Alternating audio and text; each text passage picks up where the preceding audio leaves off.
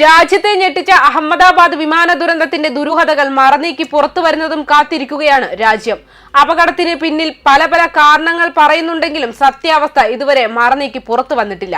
കഴിഞ്ഞ മാസം അഹമ്മദാബാദിൽ 260 പേരുടെ മരണത്തിന് കാരണമായ എയർ ഇന്ത്യ AI-171 വിമാന അപകടത്തെക്കുറിച്ചുള്ള പ്രാഥമിക റിപ്പോർട്ട് സംഭവം നടന്ന് 30 ദിവസത്തിനുള്ളിൽ പരസ്യമാക്കുമെന്ന് ഇന്ത്യ ടുഡേയോട് വൃത്തങ്ങൾ വ്യക്തമാക്കി.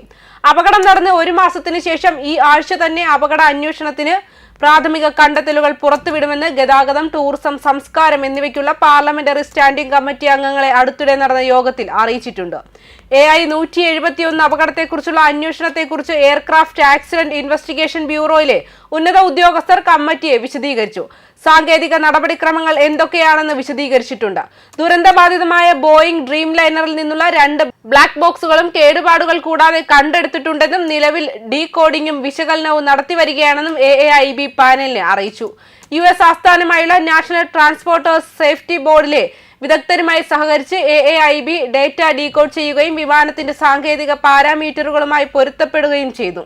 അപകടത്തിന് തൊട്ടു മുൻപ് വിമാനം അഹമ്മദാബാദ് എയർ ട്രാഫിക് കൺട്രോളുമായി നടത്തിയ അന്തിമ ആശയവിനിമയവുമായി ബ്ലാക്ക് ബോക്സുകളിൽ നിന്നുള്ള വിവരങ്ങൾ സമന്വയിപ്പിക്കുന്നതാണ് വിശകലനത്തിൽ ഉൾപ്പെടുന്നത്. ഇതിനായി NTSB നൽകിയ നിർണായക സാങ്കേതിക ഉപകരണങ്ങൾ ഇന്ത്യയിലേക്ക് കൊണ്ടുപോയി AAIBക്ക് കൈമാറി. 2 ബ്ലാക്ക് ബോക്സുകളും അഹമ്മദാബാദിൽ നിന്ന് ഡൽഹിയിലേക്ക് പ്രത്യേക വിമാനങ്ങളിൽ ഉയർന്ന സുരക്ഷയും സംവേദനക്ഷമതയുമുള്ളതായി വൃത്തങ്ങൾ സ്ഥിരീകരിച്ചിട്ടുണ്ട്. അഭൂതപൂർവമായ നീക്കത്തിൽ വിമാനത്തിന്റെ അവശിഷ്ടങ്ങൾ അഹമ്മദാബാദ് വിമാനത്താവളത്തിനടുത്തുള്ള ഒരു സുരക്ഷിത സ്ഥലത്തേക്ക് കൊണ്ടുവന്നു.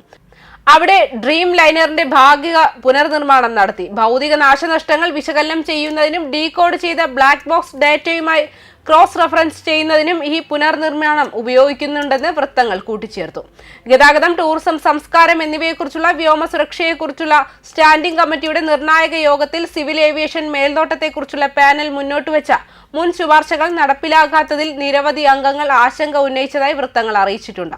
സിവിൽ ഏവിയേഷൻ മന്ത്രാലയം, directorate general of civil aviation, airports economics regulatory authority, airports authority of India, bureau of civil aviation security, air India, IndiGo, helicopter service പങ്കാളികൾ എന്നിവയിലെ ഉന്നത ഉദ്യോഗസ്ഥർ യോഗത്തിൽ പങ്കെടുത്തു. യോഗത്തിന് മുൻപ് എയർ ഇന്ത്യ 171 വിമാനാപകടത്തെക്കുറിച്ച് സിവിൽ ഏവിയേഷൻ സെക്രട്ടറിയെയും വ്യോമയാന മന്ത്രാലയം ഉദ്യോഗസ്ഥരെയും നേരിട്ട് ചോദ്യം ചെയ്യാൻ ചില കമ്മിറ്റി അംഗങ്ങൾ പദ്ധതിയിട്ടിരുന്നതായി ഇന്ത്യ ടുഡേയോട് വ്യക്തമാക്കി. സംഭവത്തിലേക്ക് നയിച്ചത് എന്താണ്? അന്വേഷണം എത്രത്തോളം പുരോഗമിച്ചു? കേന്ദ്ര ചോദ്യമായ എന്തുകൊണ്ട് തകർച്ച സംഭവിച്ചു? എപ്പോൾ ഉത്തരം ലഭിക്കുമെന്ന് വിശദാംശങ്ങൾ തേടി.